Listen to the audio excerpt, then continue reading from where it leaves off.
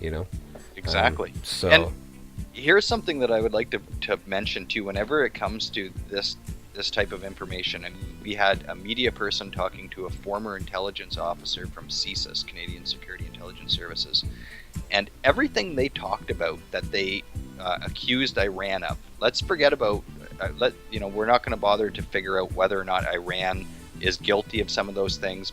Maybe it's not to doubt that Iran doesn't have espionage capabilities, just like any modern nation state. That's the point, Mike. Just like any modern nation state. And we also know that Stephen Harper here is telling us that we're ratcheting up our own muscular foreign policy, which also means that the Canadian Security Intelligence Services is going to be more active out there in obviously in the Middle East, because with also their stance that they've taken so strongly for Israel. Which we've seen just earlier today when they stood up and said that Israel should be able to bomb Iran because maybe somebody who might not even be involved with any Iranians blew up a bus in Bulgaria. Yeah, so it's time. It's time to take their oil. I mean, it's like now they've really done it. Now they refuse to back down to all kinds of crazy demands that we make on them, and then a bus blows up. Time to take their oil. It's just that simple, Absolutely. How do people like that? How do people like that deserve to have control over their own oil resources, Mike? That's what I want to know. If you take the underlying rationality of the way they were talking, the exact same thing is true from an Iranian perspective. The Iranians should be able to say, well, we know the Canadians are ratcheting up their foreign policy. They're saying it's going to be more muscular. They're going to start even having foreign bases. Harper's talking about having then they know that we're attached to the Americans, and they know how the Americans and the British feel about them, and they know that they're surrounded by American military bases. You don't think that they're concerned about their security and that they're also looking at us the same way? I mean, this is the danger of when there is truth to this, but the thing is that it's true on the other side too. Well, we are just as likely to be aggressors as they are in this whole game. I got a question, Mike. Why do you suppose that Brian Lilly forgot to mention the fact that Canada has decided to park several warships a couple of miles off the Iranian coast? Does Iran, are we just protecting ourselves from Iran and all of their naval forces off our coast? Yeah, we don't see any Iranian naval vessels hanging out off the Atlantic or Pacific coast of Canada. So I mean, and of course how they would spin that too, right? We're there because Iran is a problem. It's the good guy bad guy game. Whenever somebody's playing that good guy bad guy game, that's it's so black and white that it makes it false.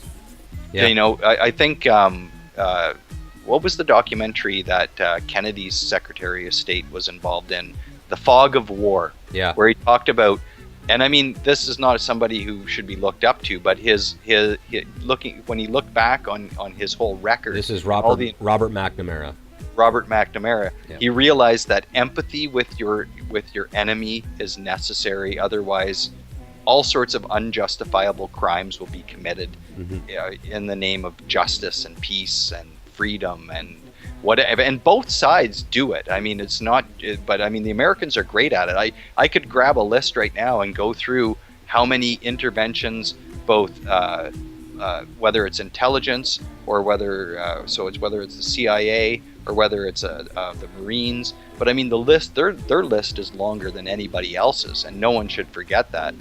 And I mean, without getting right into it, the history of Iran and America is so intertwined that to just only talk about the current situation in Iran on a news show is patently ignorant.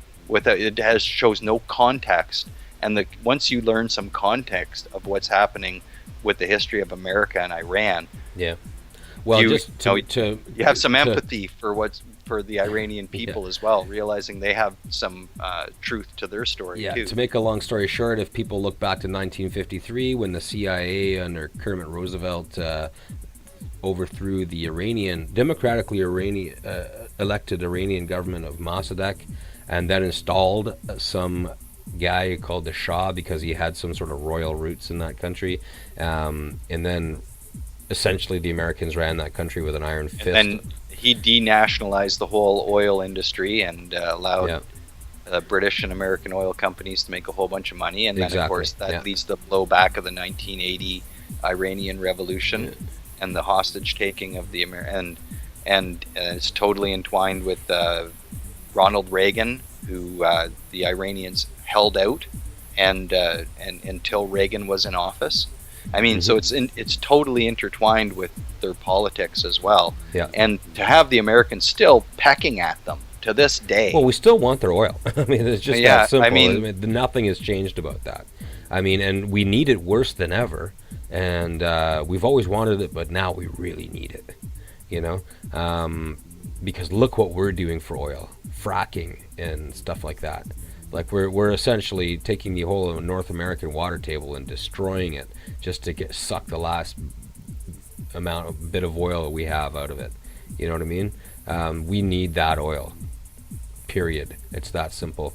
And one thing I would like, if we could just do an exercise of the imagination here, what if we dispensed with the ingrained notion that we're the good guys and they're the bad guys? What if we just dispensed with that and then just took a look at the situation? I saw it as two separate sides. There's sides. And move the titles of right and wrong and just realize that it's two groups interacting. Yeah.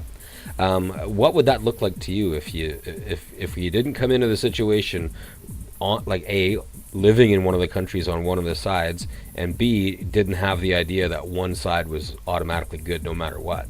You know, what would it look like to you? Well, first of all, I mean, we've been in a NATO country, or the coalition of the willing, or whatever you want to call it at that time, was at war in Iraq. We're still there. They built permanent military bases. Those bases are still occupied. I don't care how many times Obama says, now we're pulling everybody out. They're still there. Okay, and now they're still in Afghanistan, which, again, is on the other side of... That's what I was just going to say. Yeah, the last two large-scale wars that the Americans and NATO have been involved in are on both sides of the Iranians. Yeah, Iraq and Afghanistan. And Turkey on the northern border of Iran, or northwestern border of Iran, is Turkey, a NATO country, and then to the southeast is Pakistan, a military power in the region that has had a strong relationship with the Americans and has received a hell of a lot of military funding.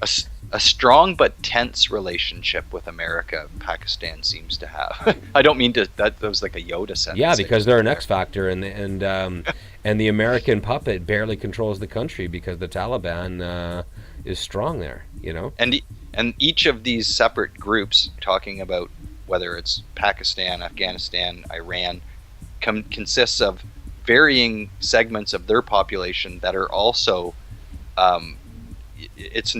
This is where conspiracy theorists usually go wrong. They have like a unified field conspiracy theory mentality where usually they lump everything together, but there are competing interests within these countries, and then there's competing interests even within people who are generally in agreement. You know what I mean? Like, so whenever Sun Media takes they take a big, huge brush and they paint this big, wide stroke, I mean, that should send red flags off right away. There's some serious, delicate paint strokes to be made here that need a much smaller brush than what Sun Media used when they gave us that information that you just played. Yeah. Well, the reason I bring it up, it's right at the beginning of the show, and we spent a fair chunk of time with this, is because what issue can possibly be as big here in the summer of 2012 as the slow, inexorable slide to war with a Middle Eastern power, that has a strong relationship with both China and Russia, a power within OPEC. You know, what could be bigger right now than that? And, you know, there's just not much talk about it. I mean, I go out. I went out the other night. Actually, I've been out the last 3 nights in a row, and not one person happened to mention to me, so what do you think? Are we going to war? Is this what's going to happen with Iran? It's I haven't heard anybody talking about that. You think when we're getting this close to war, the signs are here. We are already deploying our military resources to the very close vicinity of Iran. Okay, this is a fact. We're right. deploying to Iran already. Okay, And we have been for several years. Yeah. And that's one thing that I think is, whether they intend to or not, one of the effects of that is that it lulls people into like, oh yeah, right, remember, yeah, we're going to war with Iran just like we were again last summer. I remember that. It's like, here we go again. Okay, Iran, click, and they change the channel. But in the same token, I mean,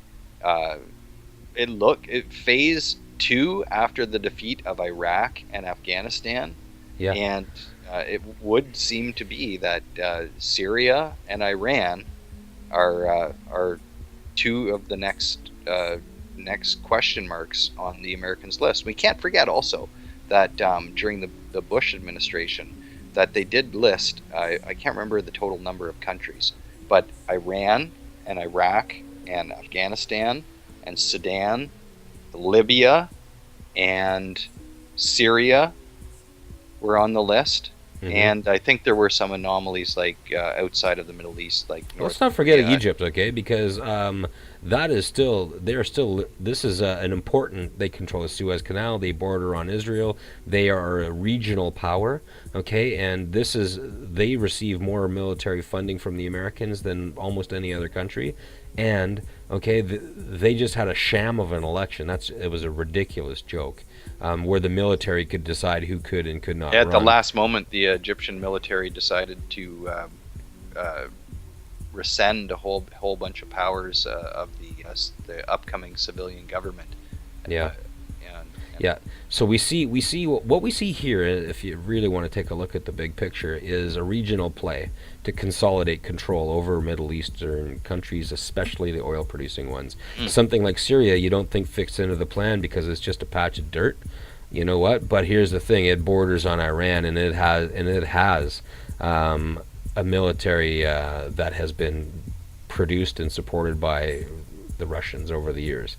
Okay, and its relationship with Lebanon and of course Hezbollah. Yeah, so it's strategically important, even though they're not sitting on our oil. You know what I mean? They're not sitting on any oil. You know what I mean? Exactly. So people should see Syria as part of the preparation to go to war against Iran. And that may even lead to a decision to not ever completely hit that tilt button, and we may never see a full-scale straight-on war with Syria. They might increase and decrease the intensity covert level. As long as Syria is not capable of mounting any kind of counteroffensive against Israel or the NATO countries that attack Iran, then they've achieved their goal. And again, like, I'm presupposing some sort of knowledge amongst our listeners that the situation in Syria is not just a matter of people protesting against a tyrannical government. Okay, because those protesters have weapons, and they've been supplied. Well, like you mentioned earlier, supplied they have by now NATO. blown up members of the inner circle of the government. At that point, I'm pretty sure that's one of the issues that led to where it's been declared an open civil war at this point. Yeah, it's no longer and even the initial presentation of it being a protest movement was probably even more patently false than the quote-unquote protest movement that occurred in Libya. I mean, we already know how that turned out. Yeah, and it was protesters with NATO weapons. Protesters with NATO weapons, all kinds of technological support and communication support, etc.